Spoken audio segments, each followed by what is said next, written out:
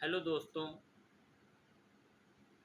میں قاضی ابوذر آپ سب کے سامنے آج ایک اہم ٹاپک پر بات چیت کرنے کے لیے حاضر ہوا ہوں، اور وہ ٹاپک ہے کہ مشورہ کس سے کیا جائے یا صلاح کس سے لی جائے۔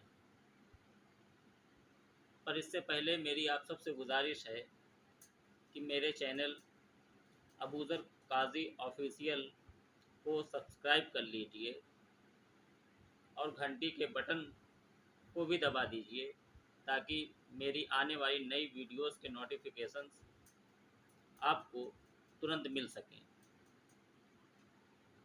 تو اب میں ٹاپک پر آتا ہوں کہ کسی مسئلے میں ہمیشہ اس انسان سے مشورہ کیا جائے یا صلاح لی جائے جس کے پاس یہ تین خوبیاں موجود ہیں۔ خوبی نمبر 1،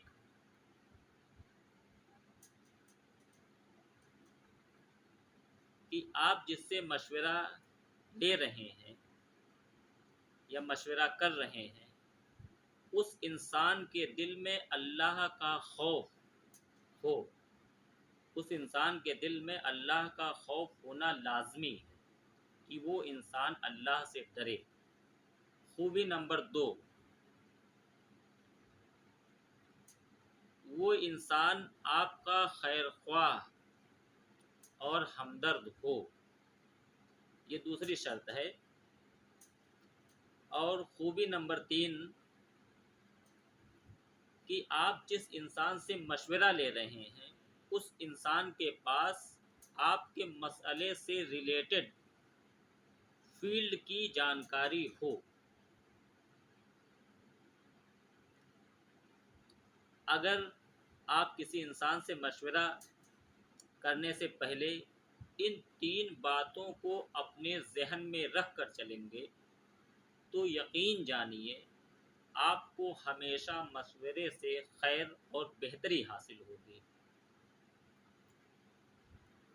جب کوئی انسان کسی کام کو بہتر سے بہتر کرنا چاہتا ہے تب وہ مشورے کی طرف جاتا ہے۔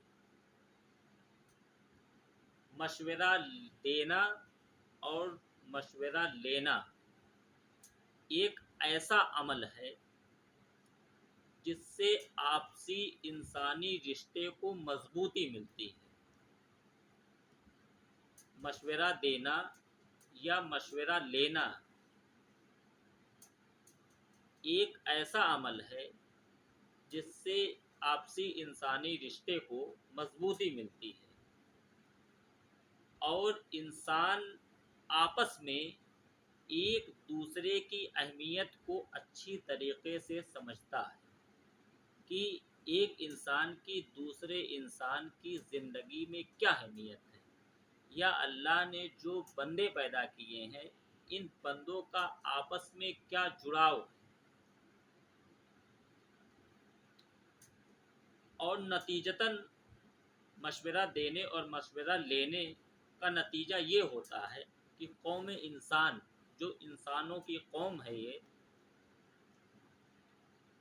ان کے بیچ میں اتحاد و اتفاق اور آپسی بھائی چارے کو مضبوطی ملتی ہے۔ تو میری آپ سبھی دوستوں سے یہی گزارش ہے کہ اپنے گھر میں کسی کام کو کرنے سے پہلے یا دین کے کسی کام کو کرنے سے پہلے یا دنیاوی کسی کام کو کرنے سے پہلے یا کوئی بھی کام ہو A to Z، اس کو کرنے سے پہلے آپ مشورے کی طرف جائیے، کیونکہ یقین جانیے مشورے میں ہی خیر ہے۔ شکریہ۔